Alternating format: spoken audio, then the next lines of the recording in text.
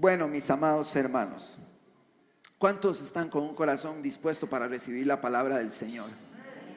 Hermano, ayer estaba a la 1 de la mañana, estaba en la palabra y me acosté porque tenía que acostarme, porque yo dije, es que tengo que dormir, porque estaba tan consumido en la escritura que yo no sé si les ha pasado, usted se mete en el texto y se emociona y quiere ver más, y quiere ver más, y quiere ver más. Y yo a la 1 estaba, hermano, yo no sé si también fue el café o yo no sé qué me tomé o yo no sé qué era, hermano, pero yo estaba ahí consumido en la escritura. Y yo sé que el Señor va a hablar de una forma muy especial y muy maravillosa a la iglesia esta mañana. Estamos con un corazón dispuesto, con un corazón listo para ver la gloria de Dios en la escritura. Empezamos hoy una serie con respecto a la parábola del hijo pródigo. Esta serie, hermano, contiene varios sermones.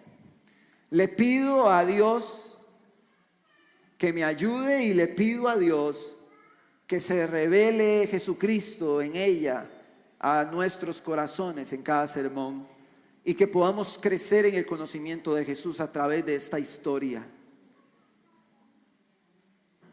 Hermanos amados, esta parábola es bueno, hermano, que cada detalle, si usted no trae para apuntar, no lo voy a señalar por eso, pero trate de memorizar algunos detalles importantes que le voy a resaltar para que podamos llegar a una idea final cuando cerremos esta parábola clara y contundente respecto a las verdades que Jesucristo está planteando en este contexto específico.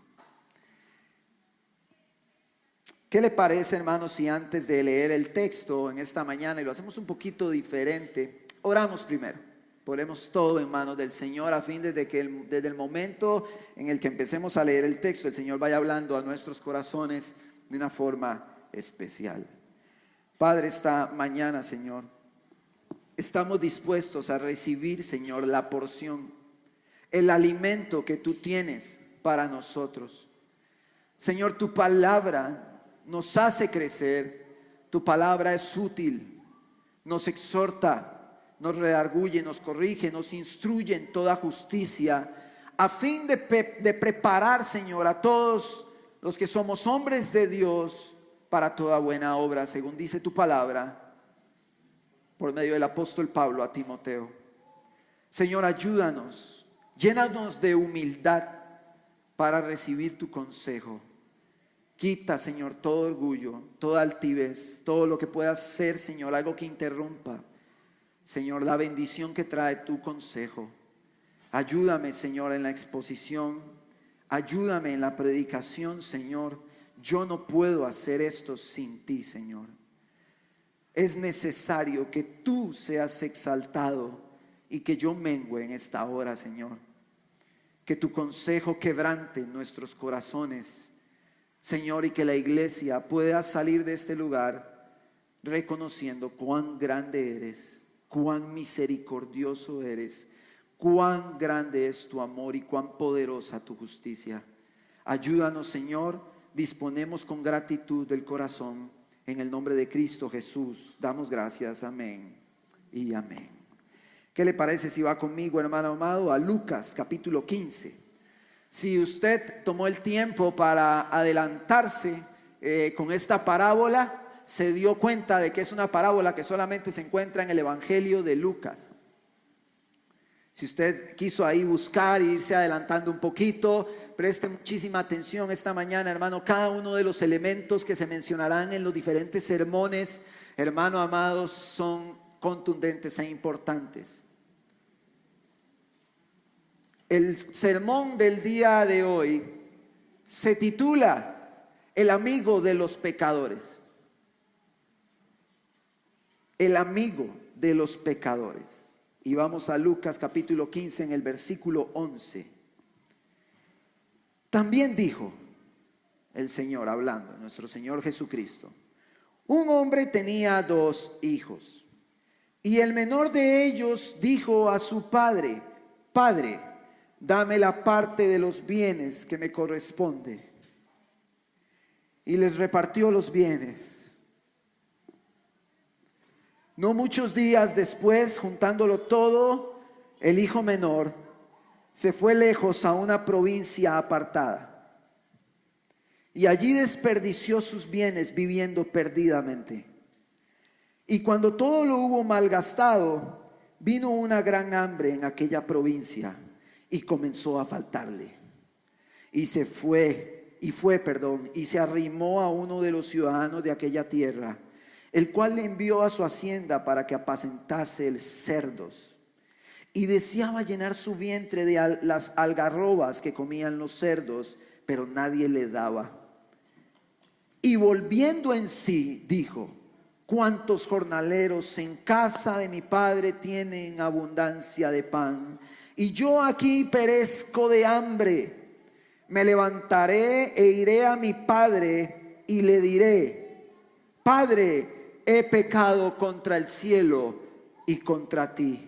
Ya no soy digno de ser llamado tu hijo. Hazme como a uno de tus jornaleros. Y levantándose vino a su padre. Y cuando aún estaba lejos, lo vio su padre y fue movido a misericordia. Y corrió y se echó sobre su cuello y le besó. Y el hijo le dijo: Padre, he pecado contra el cielo y contra ti, y ya no soy digno de ser llamado tu hijo. Pero el padre dijo a sus siervos: Sacad el mejor vestido y vestidle, y poned anillo en su mano y calzado en sus pies, y traed el becerro gordo y matadlo, y comamos y hagamos fiesta. Porque mi hijo muerto era y ha revivido, se había perdido y es hallado. Y comenzaron a regocijarse, y su hijo mayor estaba en el campo. Y cuando vino y llegó cerca de la casa, oyó la música y las danzas. Y llamando a uno de los criados, le preguntó qué era aquello. Él le dijo: tu hermano ha venido y tu padre ha hecho matar el becerro gordo por haberle recibido bueno y sano. Entonces se enojó este hermano mayor y no quería entrar. Salió por tanto su padre y le rogaba que entrase. Mas él respondiendo dijo al padre: he aquí tantos años te sirvo, no habiéndote desobedecido jamás, y nunca me has dado ni un cabrito para gozarme con mis amigos. Pero cuando vino tu hijo, que ha consumido tus bienes con rameras, has hecho matar para él el becerro gordo. Él entonces le dijo: tú siempre estás conmigo y todas mis cosas son tuyas. Mas era necesario hacer fiesta y regocijarnos, porque tu hermano era muerto y ha revivido, se había perdido y es hallado. Si nosotros leemos esta parábola con lupa, nos damos cuenta que hay muchísimas emociones en esta parábola. Algunos llaman a esta parábola la historia corta más fabulosa jamás contada. Algunos inclusive que no son ni tan siquiera creyentes, ni tan siquiera fueron teólogos ni predicadores, llaman a esta historia de esta forma. Esta historia trae contrastes muy fuertes entre emoción, tristeza, dolor, avaricia y muchas otras características. Tenemos acá tres personajes, preste muchísima atención. Tenemos al hijo pródigo, que es la figura que representa al pecador más vil, más despiadado, más ingrato que pudo haber representado Jesús.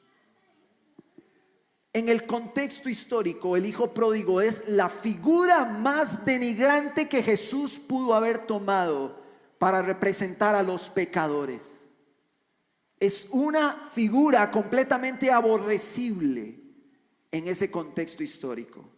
Pero específicamente esta característica del hijo pródigo, la estaremos desarrollando en el tercer sermón, que se titula Herencia y Deshonra.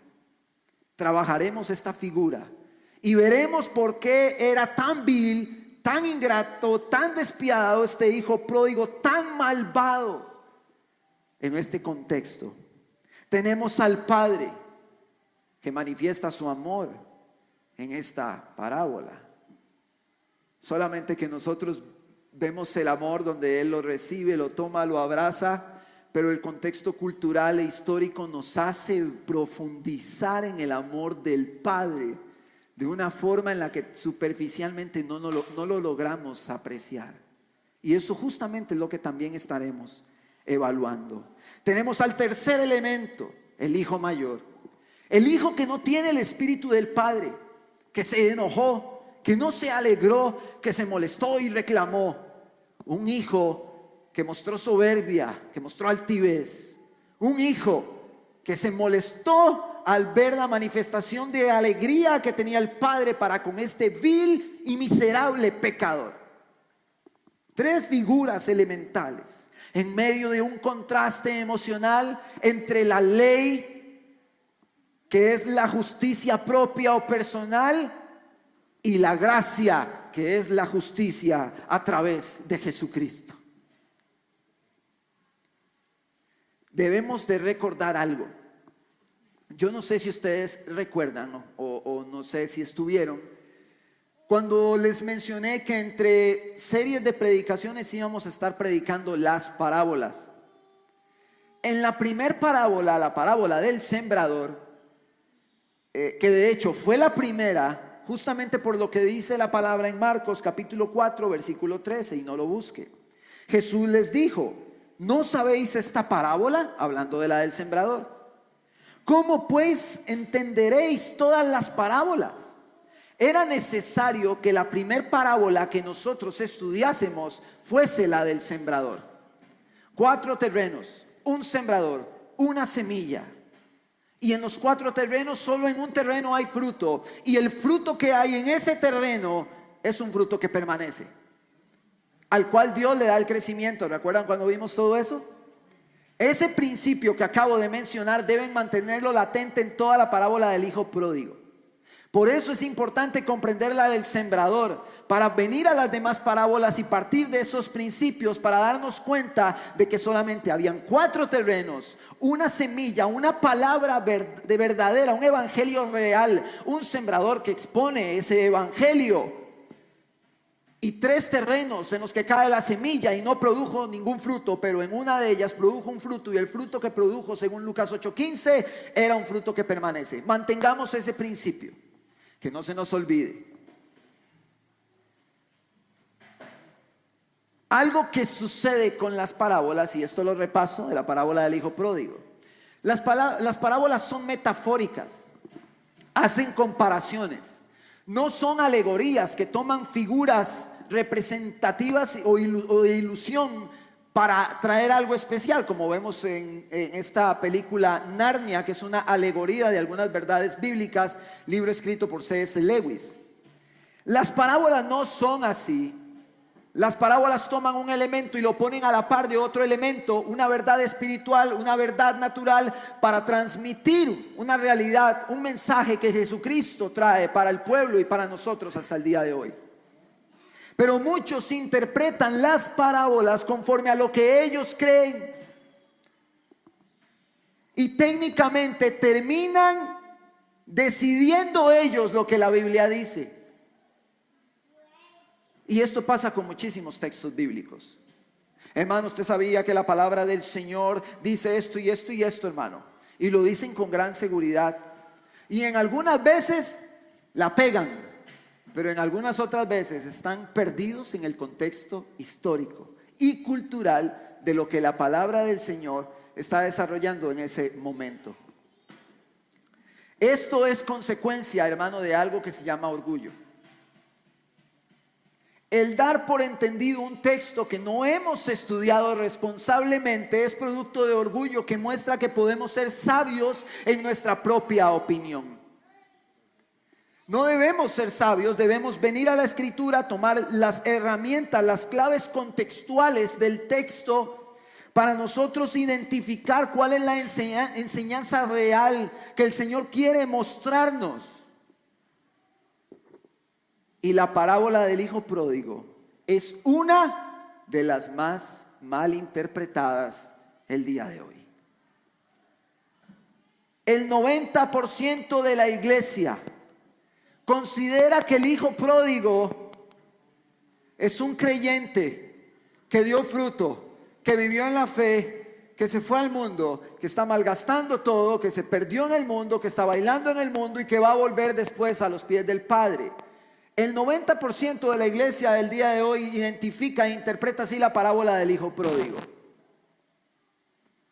Pero que sea la palabra la que nos muestre quién en realidad era el hijo pródigo.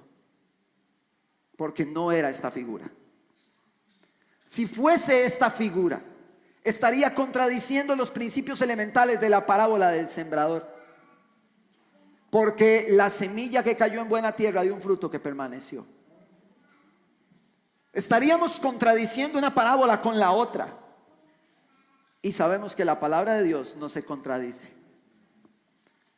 Lo delicado y peligroso de esta enseñanza es que muchos afuera viven revolcándose en el pecado, inclusive dentro de las cuatro paredes de la iglesia, pensando que son hijos cuando no lo son. Cuando probablemente los espinos consumieron la palabra. Cuando probablemente Satanás llegó y la robó después de que cayó en un terreno durísimo.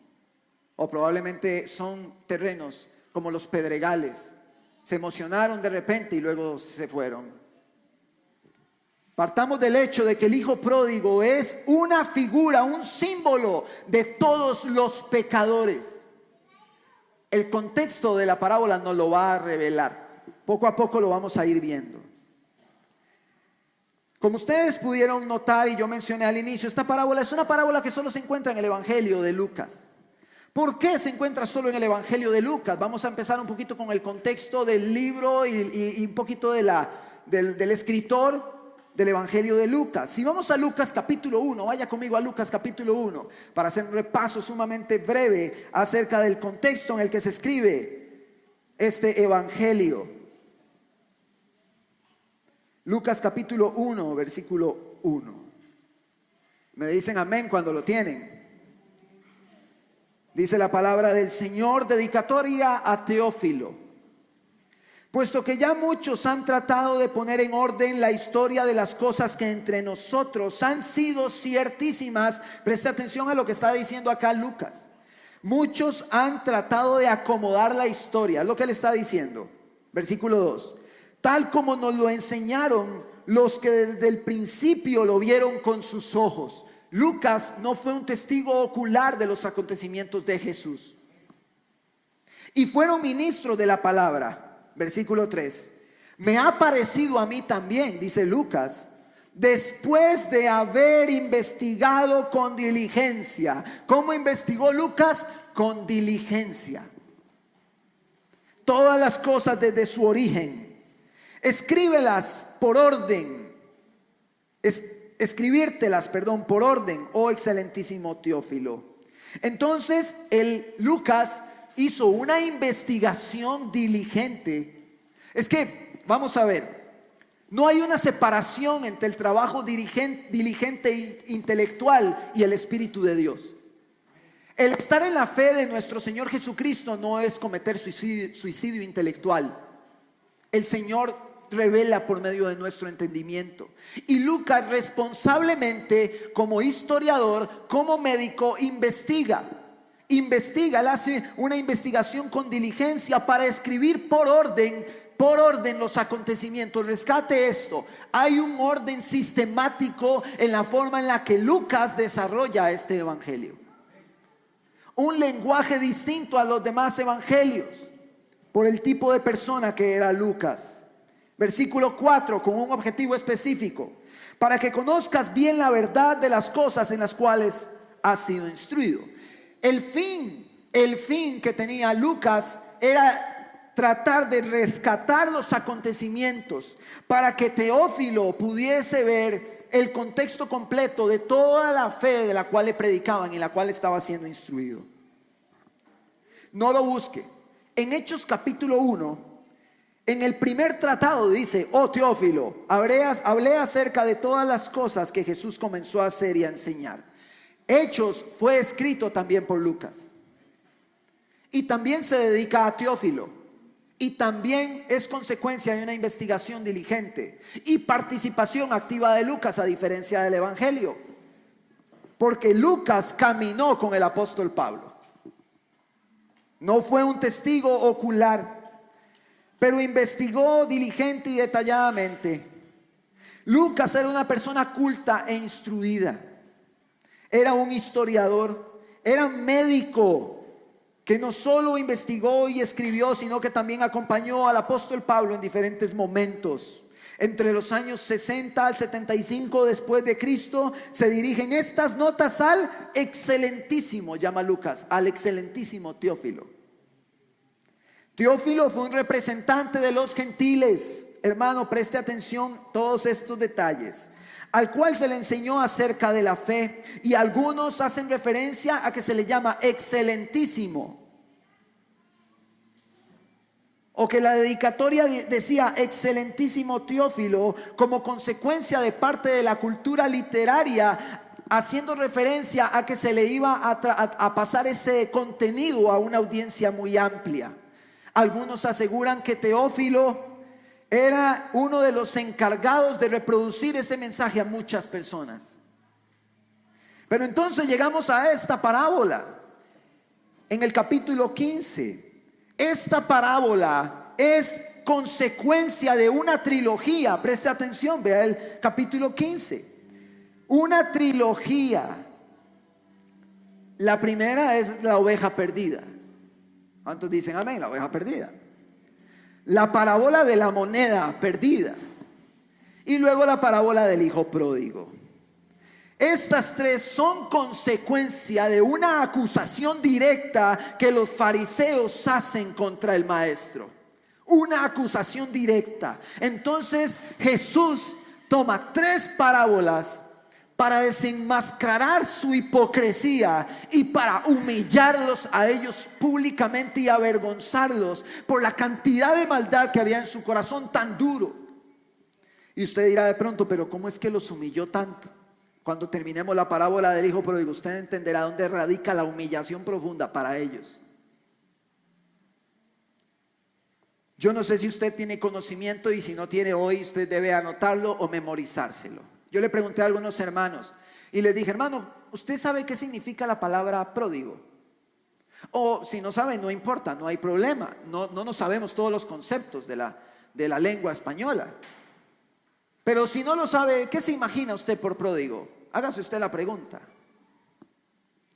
Pródigo significa despilfarrador, derrochador, que gastó sus bienes o que gasta sus bienes sin cuidado. Era un irresponsable, malagradecido e ingrato este pródigo. Era una figura realmente despreciable en el contexto, como les mencionaba hace un momento. Pero si vamos a Lucas capítulo 15 en el versículo 1, vean conmigo, dice la palabra del Señor: se acercaban a Jesús todos los publicanos y los pecadores. Entonces tenemos a un Jesús que anda caminando, predicando el evangelio, llamando a la gente al arrepentimiento, y tenemos una multitud que camina con él. Imagínense en ese escenario, Jesús caminando con mucha gente, todos detrás de él, una aglomeración tremenda. No lo dejaban ni siquiera avanzar en muchas ocasiones. Los publicanos y los pecadores iban tras de él para oírle. Versículo 2. Y los fariseos y los escribas murmuraban, diciendo: este a los pecadores recibe y con ellos come. Los fariseos no es la primera vez que hacían este reclamo, ahorita lo vamos a ver. Se llenaron en muchas ocasiones sus bocas señalando a Jesús por fraternizar con el pecador. Jesús iba y buscaba a los pecadores, a las prostitutas, a los publicanos, corruptos y ladrones. Jesús iba y los buscaba a ellos, a los rechazados y marginados por la élite religiosa de esa época. Jesús no estaba buscando discípulos que habían andado con él y que luego se fueron, ¿verdad que no? Jesús estaba buscando a los pecadores que nunca habían recibido iluminación de la verdad. Rescatemos ese otro elemento. Jesús iba a donde nunca había llegado la luz, a las profundidades más detestables de la sociedad del pueblo de Israel. Las prostitutas y los publicanos eran las figuras más aborrecibles por los mismos fariseos. Y en medio de un deleite de Dios en esta parábola y una hostilidad de los fariseos, Jesús golpea duro su ego, su orgullo. Los fariseos eran expertos en la ley. Querían que Jesús cayera en alguna trampa para tener el pretexto perfecto para callarle la boca. Había un odio profundo de los fariseos para con Jesús. Su desesperación los llevó inclusive a atribuirle los milagros a Satanás. La desesperación de ellos era tal que querían ver muerto al maestro cuanto antes. Y usted dirá, ¿por qué los fariseos estaban tan hostiles? Ellos acechaban al maestro. Y vaya conmigo a Lucas capítulo 11.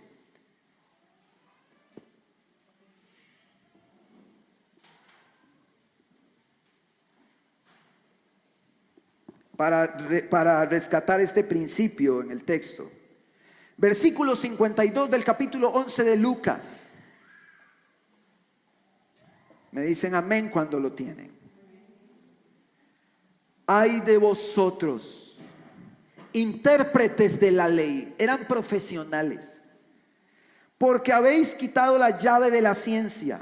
Vosotros mismos no entrasteis, y a los que entraban se lo impedisteis. Diciéndoles él estas cosas, los escribas y fariseos comenzaron a estrecharle en gran manera y a provocarle a que hablase de muchas cosas. Querían que Jesús siguiera hablando y hablando y hablando y hablando, porque ellos pensaban que como todos nosotros, que si hablamos y hablamos y hablamos vamos a decir algo mal. Ellos pretendían de la misma forma encontrarle un error al discurso de nuestro Señor Jesucristo. Lo vemos en el versículo 54. Acechándole y procurando cazar alguna palabra de su boca para acusarle. Los fariseos, tratemos de llevar a nuestros pensamientos toda nuestra imaginación para ver a esos fariseos. Los fariseos tenían una influencia en las sinagogas. La gente entraba a las sinagogas y los fariseos eran el más. Ellos eran los que resaltaban. Ellos eran los que determinaban, ellos eran los que decían, ellos eran los santos y puros, ellos eran los que eran deseados, ellos deseaban que se les admirara, ellos eran admirados por muchos del pueblo y los respetaban por su figura, por la figura que tenían impecable, llena de rituales. Eran orgullosos, eran altivos y vivían en un estatus de superioridad moral. Ellos se creían mejor que todos los demás por los rituales que hacían, despreciando a todos los marginados y pecadores desfavorecidos. El desprecio para con los pecadores que nos haga sentir a nosotros como muy santulones no es un reflejo del Espíritu de Cristo. Muchos toman el evangelio para ir al mundo y hacer sentir aún más mal de lo que están a los pecadores, a las prostitutas, a los delincuentes, a los alcohólicos, pero no con el evangelio, porque cuando predicamos el evangelio tenemos que señalar el pecado, estemos claros en eso, sino que hacen sentir mal a los demás poniéndose ellos como los santos perfectos, como superiores a ellos. Y usted sabía, yo no sé si usted toma el tiempo para evangelizar a la gente en su trabajo, pero hay muchas personas que dicen, es que a mí me habló fulanito de eso que usted me está hablando, pero ese fulanito, él piensa que él es un santulón porque él me dijo a mí esto y esto y lo otro. Hermano, tanto ese pecador, ese alcohólico, esa prostituta, todos los drogadictos, toda y la crisis en el que esté, ellos necesitan la misericordia de Dios como yo también la necesito. Yo no tengo un lugar especial donde yo no necesito esa misericordia. Esas personas la necesitan y yo igual. Porque el apóstol Pablo, hablando acerca del ministerio al cual fue llamado, él dice que el Señor rescató a todos los pecadores, de los cuales él era el primero. Necesitamos esa misericordia. Y el Espíritu de Cristo nunca va a llegar con una superioridad moral a predicarle al mundo. Jesús fraternizaba con los pecadores. Pero no me vaya a malinterpretar esto. No vaya a haber una iglesia muy carnal que malinterprete esto que acabo de decir. Y prestemos atención a lo que sigue a continuación. Los escribas y fariseos eran profesionales. Se dedicaban por completo a las palabras de Dios, hermano. Se dedicaban. Pero no la cumplían de corazón. Se esforzaban por demostrar su devoción públicamente. Ellos querían que todo el pueblo viera que ellos eran santos. Ellos tenían ese deseo para ellos ser exaltados en la naturaleza del hombre, que quiere que siempre su ego crezca, utilizando a los demás y poniéndolos como menos. Un espíritu contrario al de Cristo, que nos lleva a ver a nuestros hermanos como superiores a nosotros mismos. Querían los fariseos que todo el mundo hiciera lo que ellos decían. Ellos querían ser el centro de atención. Querían seguir haciéndoles creer a todos que en realidad ellos eran justos. Mateo capítulo 23, vaya conmigo rápidamente. Mateo capítulo 23, versículo 7.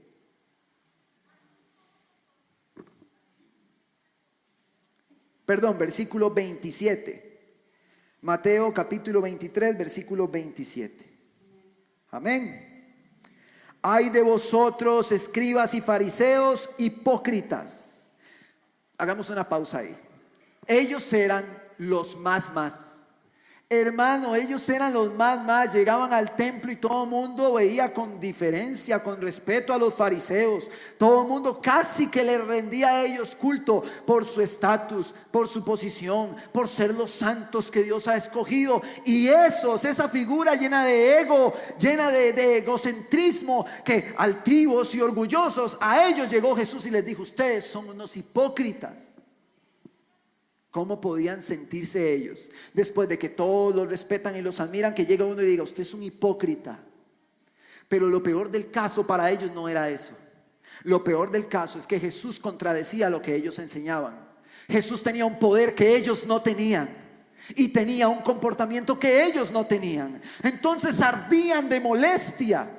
Se molestaban porque ellos decían entre ellos que Jesús estaba dejándolos por mal a ellos. Estaban perdiendo su poder, estaban perdiendo su influencia. Y todo el mundo empezó a escuchar a Jesús.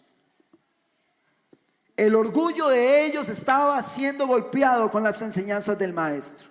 Dice en el versículo 27: porque sois semejantes a los sepulcros. Vea las tumbas, hermano, en los cementerios, que por fuera la verdad se ven hermosos, mas por dentro están llenos de huesos de muertos y de toda inmundicia. Así también vosotros por fuera a la verdad os mostráis justos a los hombres, pero por dentro estáis llenos de hipocresía e iniquidad. Jesús los avergonzaba, hermano, públicamente.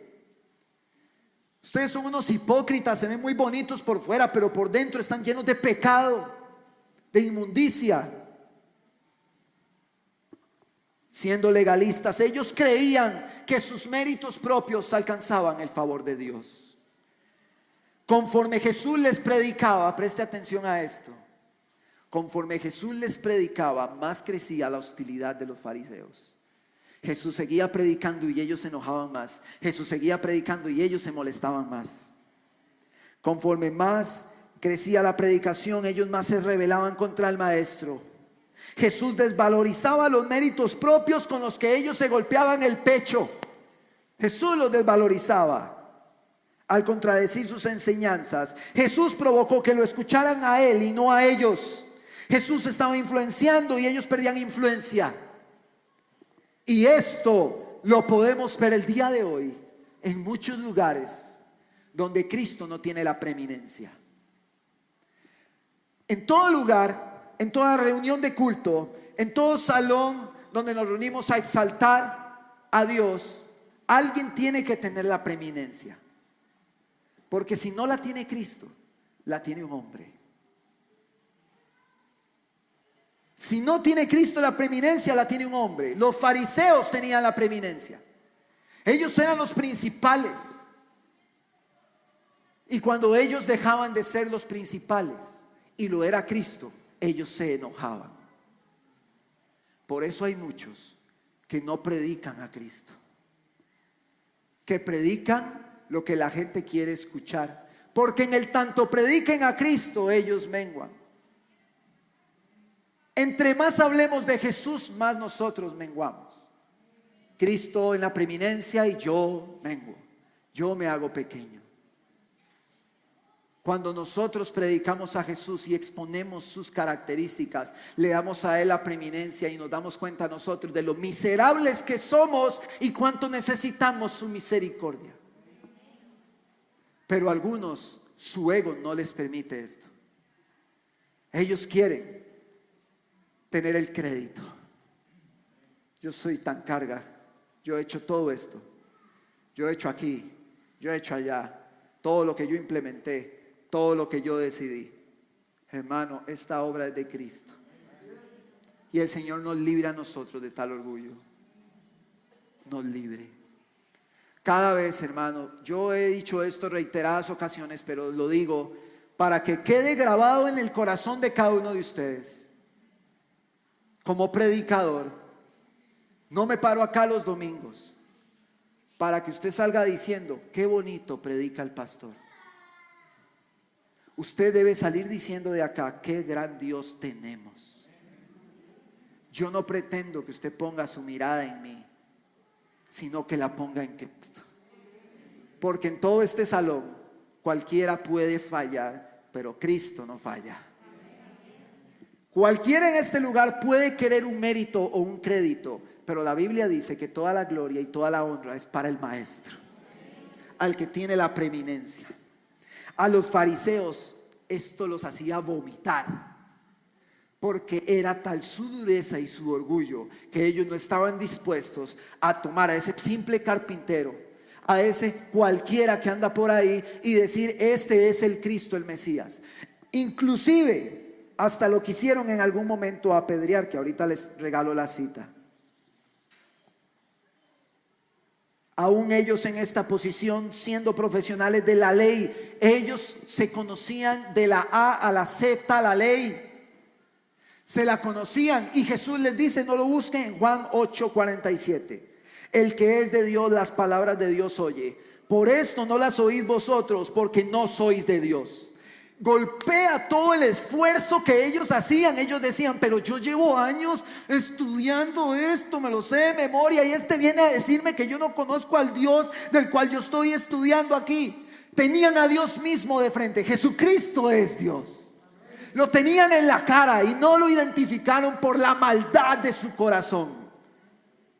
Imagínense este escenario. Entonces los fariseos, enojados mientras Jesús predicaba, contradecían sus enseñanzas, perdían ellos autoridad, y entonces ellos levantaron 3 reclamos contra Jesús específicos para tratar de desacreditarlo, pero Jesús siempre los avergonzaba. Punto número 1 en el que reclaman los fariseos a Jesús: quebranta el día de reposo, en Lucas capítulo 6 versículo 2. Punto número 2: se glorifica a sí mismo, Juan capítulo 5 versículo 18. Y el punto número 3: fraterniza, se reúne, come con los delincuentes.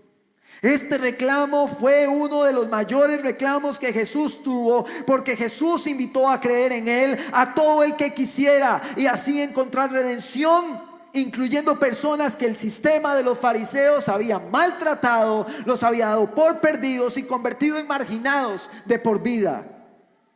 Era una élite, era un estatus, era una clase social.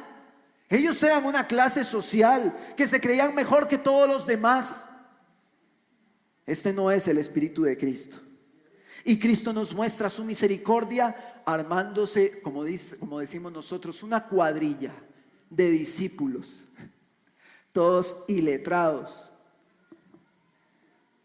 un poco de delincuentes.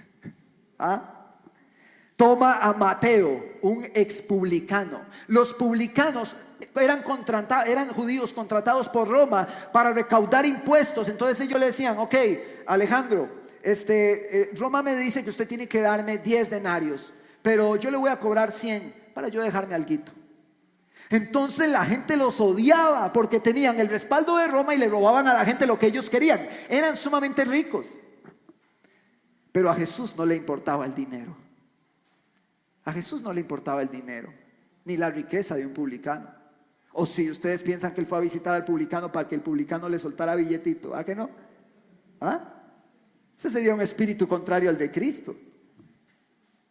No, él buscó a Mateo.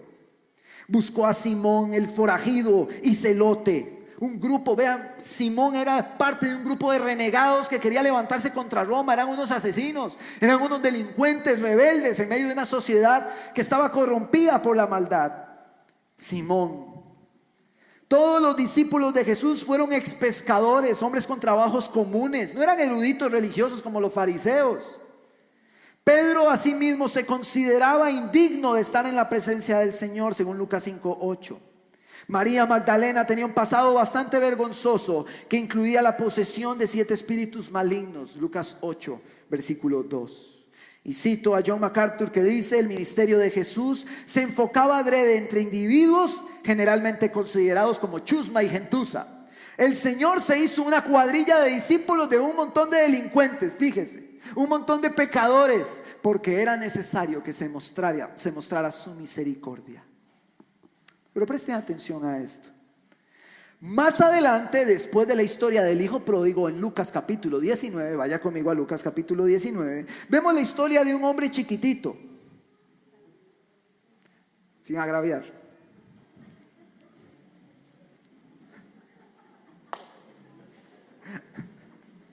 Hay algunos la agarraron en el aire.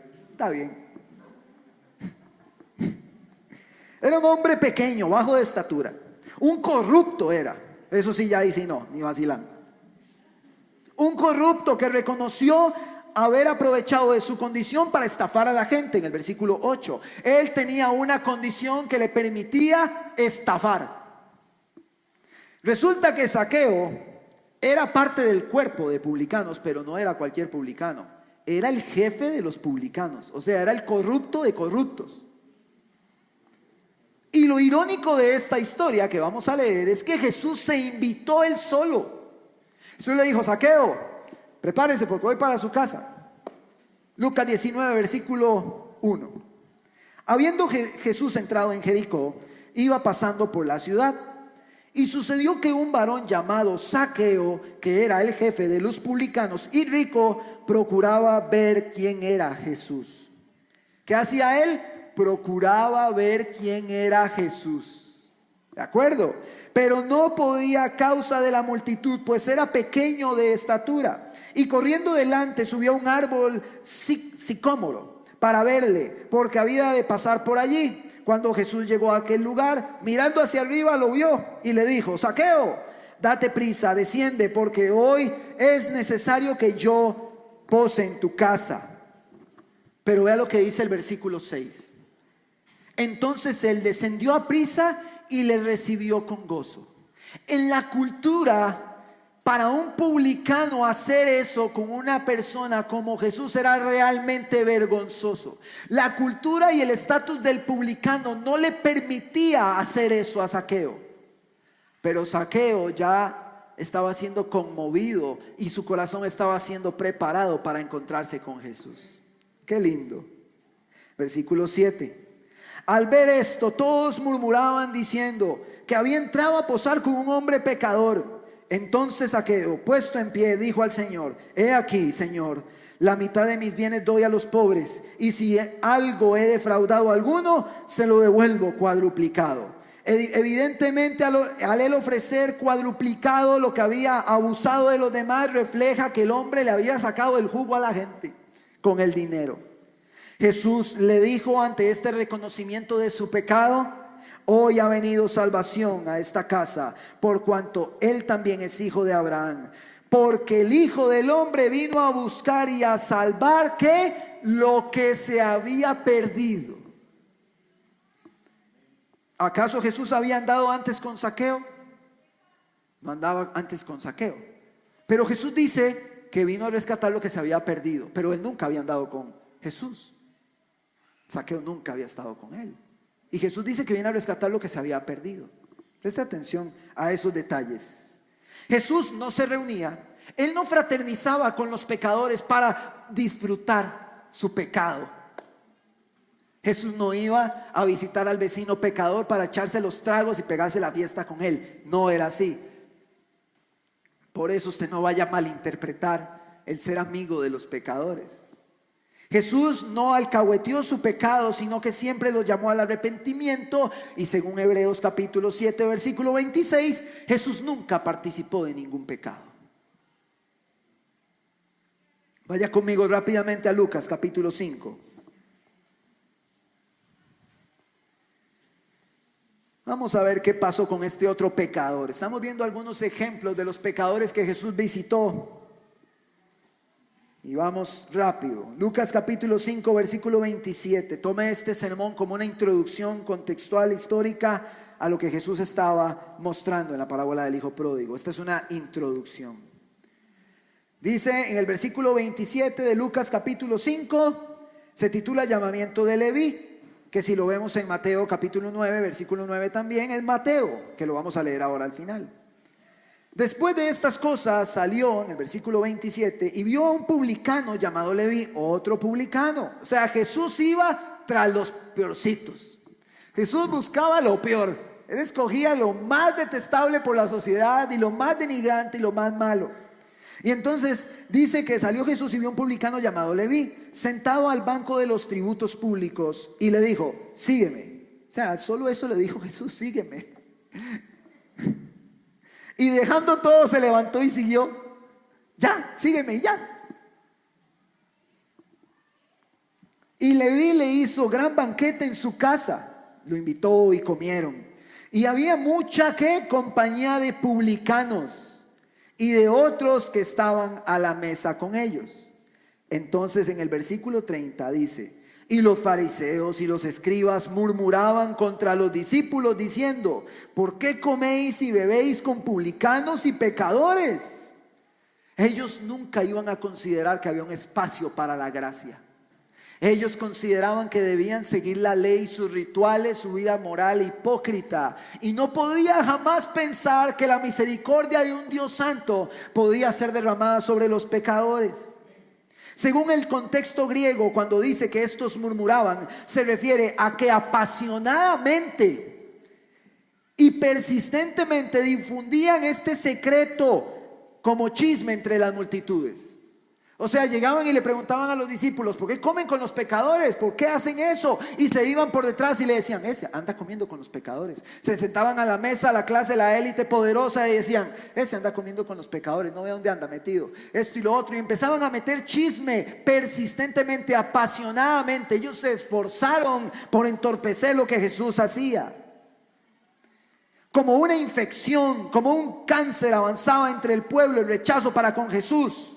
Al punto de que cuando Jesús les dice: ustedes hablan de Abraham, yo conozco a Abraham. Y entonces ellos le dicen a él: usted no tiene ni 50 años. ¿Cómo es que conoce a Abraham?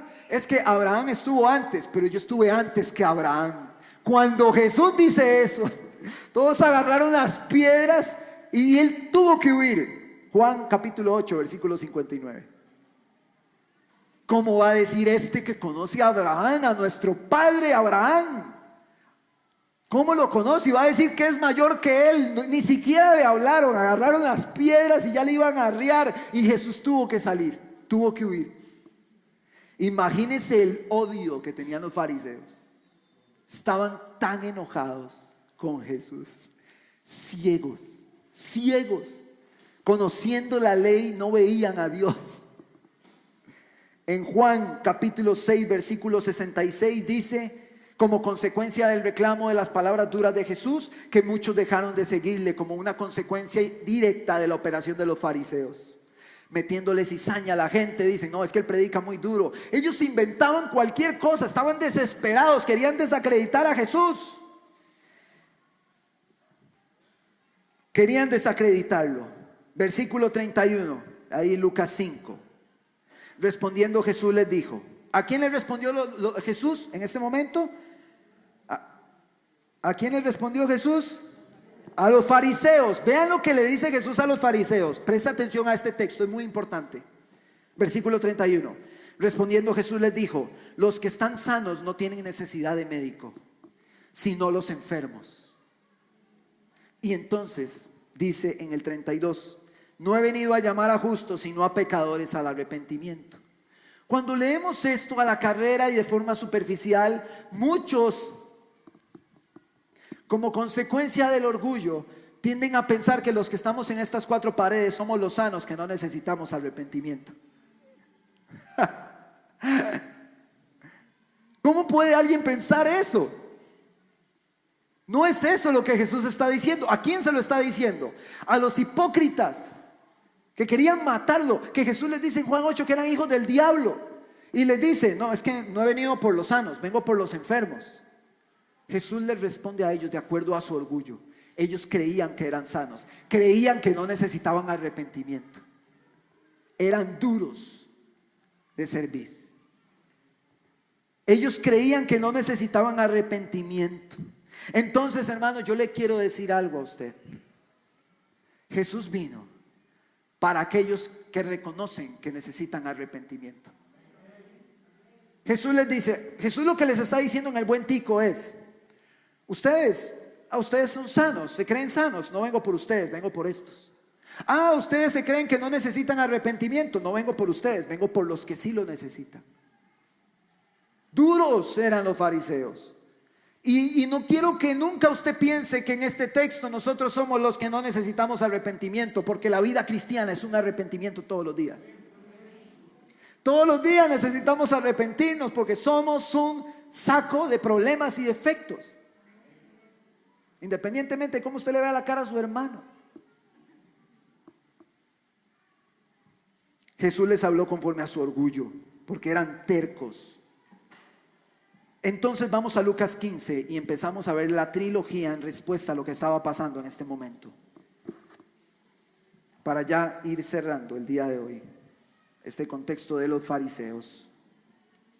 Se titula en Lucas capítulo 15 la parábola de la oveja perdida. No vamos a estudiar la parábola hoy, pero vamos a ver el inicio de lo que estaba suscitándose acá.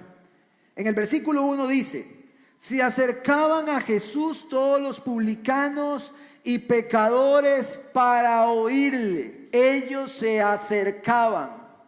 No solamente Jesús decidía ir donde ellos se acercaban a Él. Ellos venían a Él, se acercaban a Él. Y esto molestaba a los fariseos.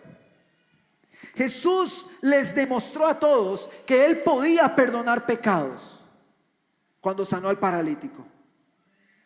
Estaban los fariseos llenos de odio, porque los fariseos iban donde Jesús iba. Esto es una característica. Jesús caminaba aquí y aquí venían los fariseos. Los fariseos eran los seguidores más fieles de Jesús, pero para ver en qué se equivocaba. Cuando le traen al paralítico, Jesús ve al paralítico y Jesús le dice: tus pecados te son perdonados. Entonces los fariseos empiezan a decir: este blasfemo, ahora resulta que también él perdona pecados. Esto es blasfemia. Y Jesús, conociendo lo que sus corazones maquinaban, en Marcos capítulo 2 se vuelve y les dice, para que ustedes vean, o les dice, perdón, siempre se me va este detalle, les dice a ellos: ¿qué es más fácil? Decirle a este paralítico que no se puede mover, que no puede levantarse de esa cama: tus pecados te son perdonados, o levántate y anda. ¿Qué es más fácil? Los fariseos estaban enojados. Trate de imaginárselos. Seguro les temblaba todo a ellos. Y entonces ellos, verás, se contraen y Jesús les dice: pero para que ustedes vean que yo sí puedo perdonar pecados, levántate y anda. Jesús tenía un poder que ellos no tenían. Ellos estaban inhabilitados, estaban quedando en ridículo y todo el mundo lo estaba notando. Y en el versículo 2 de este capítulo 15, una vez más el reclamo. Y los fariseos y los escribas murmuraban diciendo: este a los pecadores recibe y con ellos come. Entonces, en consecuencia a todo este reclamo de los fariseos, Jesús empieza una trilogía de parábolas que fue, hermano, como 3 golpes. Como 3 golpes de un Tyson, hermano. Los golpeó en su ego, los despedazó totalmente, y ellos aún seguían molestos con toda la razón. Esta trilogía de parábolas es el resultado insistente del reclamo de los fariseos por ser amigo de los pecadores. Jesús no visitaba a discípulos que antes andaban con él. Jesús estaba visitando a los pecadores que nunca habían sido alumbrados con el entendimiento de la verdad de Dios. Y en la parábola de la oveja perdida y en la moneda perdida y en el hijo pródigo se está ilustrando un pecador que nunca ha estado con Jesús. El hijo pródigo, como lo dije al inicio, es el símbolo, es la figura que Jesús toma para representar al peor de los pecadores. Y usted dirá, ¿por qué no agarró a la prostituta o al publicano si esos eran los peores? Porque cuando veamos lo que significó lo que el hijo hizo, nosotros vamos a decir, ese hijo era lo más despreciable, peor que las prostitutas, peor que los publicanos. Y Jesús tomó el peor ejemplo en su contexto cultural para hacerle ver a la gente, a nosotros, al que escuchó, al que leyó, cuán grande es su misericordia. Cuán grande es.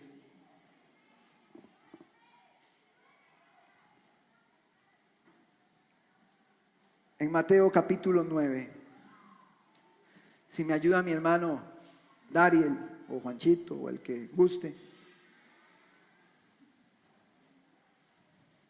Mateo capítulo 9, versículo 9. Fue lo que leímos hace un momento en Lucas, pero lo vamos a leer en el Evangelio de Mateo.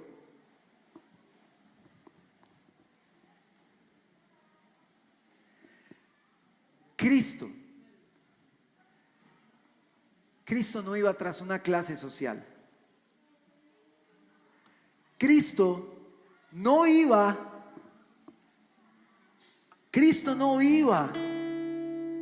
tras hombres y mujeres que levantaban sus manos para que todo el mundo viera que eran buenos. Jesús iba donde aquellos que estaban perdidos en su pecado reconocían que necesitaban de él. En Mateo capítulo 9 dice el versículo 9, llamamiento de Mateo. Pasando Jesús de allí, vio a un hombre llamado Mateo que estaba sentado al banco de los tributos públicos y le dijo, sígueme. Y se levantó y le siguió. Versículo 10. Y aconteció que estando él sentado en la mesa en la casa, he aquí que muchos publicanos y pecadores que habían venido se sentaron juntamente a la mesa con Jesús y sus discípulos. Cuando vieron esto, los fariseos dijeron a los discípulos, ¿por qué come vuestro maestro con los publicanos y pecadores? Al oír esto, Jesús les dijo, los sanos no tienen necesidad de médico, sino los enfermos. Versículo 13.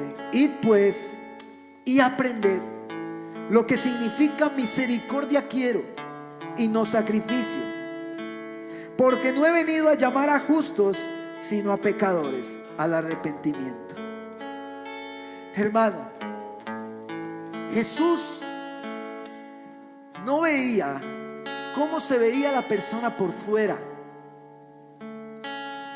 En este contexto del hijo pródigo, él está en una batalla campal contra los fariseos que creían en su propia justicia, en lo que ellos hacían para ser justos, en cómo ellos se veían. Hermano, hay personas en iglesias que creen en su propia justicia, que creen que se están sudando la chaqueta para entrar al cielo, que creen que viéndose bien acá un domingo ya los lleva al cielo. Hay personas así en la iglesia, pero lo peor de esto es que no son como los publicanos, sino que son como los fariseos, que creen que viniendo un domingo a congregarse ya tienen el favor de Dios. Y salen de acá y son como los publicanos. Si pueden, le roban al que pueden. Si pueden estafar a alguien, lo estafan. Si pueden, le sacan más plata. Son hipócritas como los fariseos. Si pueden, mienten. Si pueden, abusan. Si pueden, toman ventaja. y levantan las manos aquí y piensan que con su servicio a Dios están alcanzando el favor de Dios. En la parábola del hijo pródigo tenemos un contraste entre la justicia, que es la ley por medio de la justicia de los hombres o personal, y la gracia, que es por medio de nuestro Señor Jesucristo.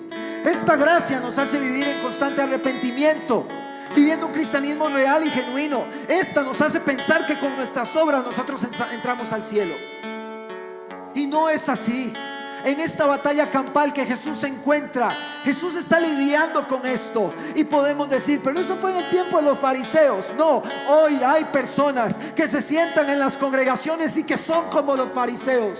Llevan años conociendo las escrituras y no las entienden. No se les ha revelado Jesús, no se les ha revelado. Siguen llenos de orgullo, no son enseñables, se la saben toda, no pierden un debate, no pierden un argumento, nunca fallan, nunca se equivocan, siempre están firmes, siempre están bien, señalando esto, señalando el otro. Esto me parece, esto no me parece, esto me parece. Son así como los fariseos, porque Jesús no ha iluminado sus corazones. Esto no es para la época de Jesús nada más. Hoy día hay gente que es como los fariseos, que su orgullo es como pegar con una pared de bloc, y la palabra no produce nada en ellos.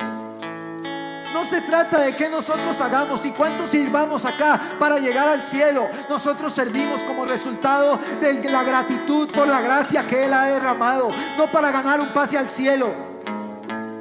El hijo pródigo refleja estas verdades, hermano. No se pierda la serie, porque cuando usted vea quién era el hijo pródigo, usted va a comprender que el hijo pródigo no es ese cristiano que se fue al mundo y anda revolcándose y luego va a venir porque el padre lo... No es así. No es así. Al que el Señor transforma, lo transformó y lo sigue transformando hasta el día en que Jesucristo venga, dice Filipenses capítulo 1. Esto no es un vacilón. La obra de Jesús no es como la obra de los hombres, que hoy sí, mañana no. Lo que Jesús hace, lo hace bien. Y lo que hizo en la cruz, lo hizo para siempre. Entonces no es que yo hoy vengo a la iglesia, levanto mis manos y digo soy cristiano, y al otro día ando en el mundo jugando con eso, como si la salvación que Dios da es un saco que meto a mi closet y lo saco y me lo pongo cuando yo quiero. Así no es. Eso no es más, hermano, que una confusión y distorsión del evangelio. Si Cristo rescata a un hombre, lo que actúa en ese hombre no es el poder humano ni emocional, es el poder de Dios que creó los cielos y la tierra. Por eso dice la Escritura que somos hechura suya, que Él nos hizo en Cristo. Él nos hizo y las cosas viejas pasaron y todas son hechas nuevas. Todas son hechas nuevas. Por eso la parábola del sembrador tenía que ser la primera. Justamente por eso. Vean el ejemplo de David. Vean a David. Y con esto cierro. David toma una mujer que no era de él. Toma una mujer que se está bañando, muy linda, se está bañando ella, y David la ve y David dice: me gusta esa mujer. Y entonces manda a preguntar por ella y le dicen: es la esposa de Urías, Eteo. A él no le importó, tráigamela. Se acostó con ella, la dejó embarazada. Cuando ella le dice que está embarazada, él dice: no, aquí tengo que hacer algo. Entonces llama a Urías y le dice: Urías, vea, no vaya a pelear, váyase hoy para su casa, esté con su esposa, para que la torta le quedara a Urías. Vean lo malvado que fue David. Y dice que entonces Urías se quedó en la puerta y no fue a la casa. Y al otro día le dice a David: pero ¿por qué no fue a su casa? No, ¿cómo yo voy a ir a mi casa si todos están peleando? Yo aquí tengo que hacer guardia y seguir peleando. Vean la buena voluntad que tenía Urías. Y David le estaba jugando sucio a él. Y entonces al otro día David dice: no, a este lo emborracho, lo mando al frente, que lo maten, o que lo emborracho, perdón, lo mando a su casa, que se vaya con su esposa, medio tomado, que esté con ella. Entonces listo, le echamos el chicharrón, lo embriaga. Igual Urías se vuelve a quedar ahí y no va con su esposa. Y David dice: ¿ahora qué hago con este? Entonces manda a llamar al capitán y le dice: vea, agárreme a Urías, póngalo al frente para que se muera rápido. Vean lo que hace David. toma una mujer que no era de él, la deja embarazada, se acuesta ahí con ella y todo lo que hace con ella, mata a Urías. Y entonces cuando Urías murió, dice, no lo busquen, 2 Samuel capítulo 11 versículo 27, que la mujer hizo luto, y después del luto envió David y la trajo a su casa, y fue ella su mujer, y le dio a luz un hijo. Mas esto que David había hecho fue desagradable a los ojos de Jehová. Fue desagradable ante el Dios Santo, fue desagradable.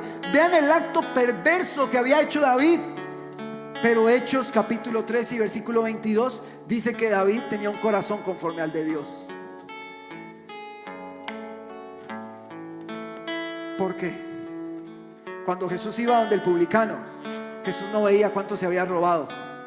Cuando iba donde la prostituta, no veía con cuántos hombres había estado.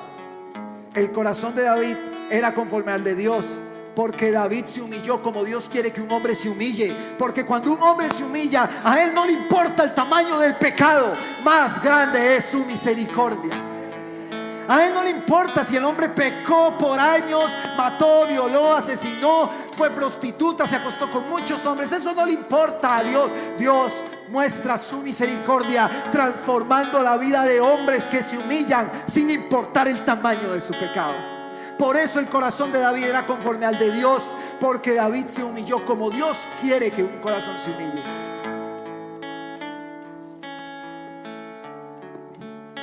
El Espíritu de Cristo nos lleva al pecador.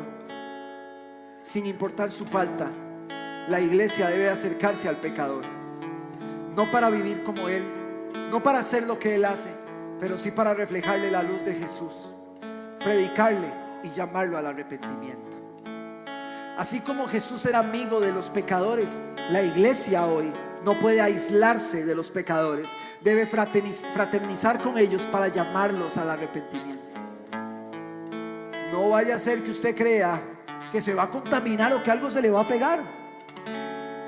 Porque si Jesús iba con las prostitutas, con los publicanos, ladrones, nosotros como iglesia tenemos que ir a buscar a estas personas, a la oveja perdida, a la moneda perdida y al hijo pródigo, los pecadores que andan en el mundo. No importa qué tan tremendo y horrible sea el pecado, la iglesia debe representar a Jesús acercándose a ellos. El Espíritu de Cristo, en vez de alejarnos, nos acercará a ellos y los llamará a un arrepentimiento genuino y real. ¿Qué le parece si usted se pone sobre sus pies y me llaman a los niños de una vez? Que se vayan acercando los niños para tomar la cena en un momento.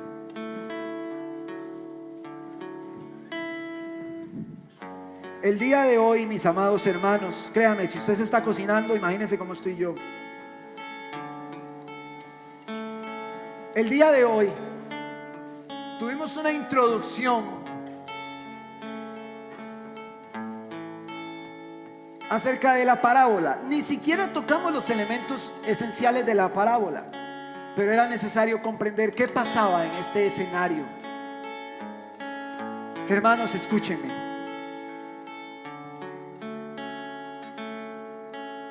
Nosotros debemos de velar.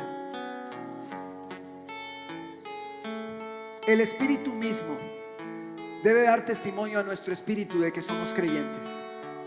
Mi tarea aquí, hermano, no es predicarle a usted bonito. Mi tarea es predicar el consejo de Dios, exponer las palabras de Dios para que juntos todos pesemos si de verdad estamos en la fe. ¿Estamos en la fe? ¿De verdad estamos en la fe?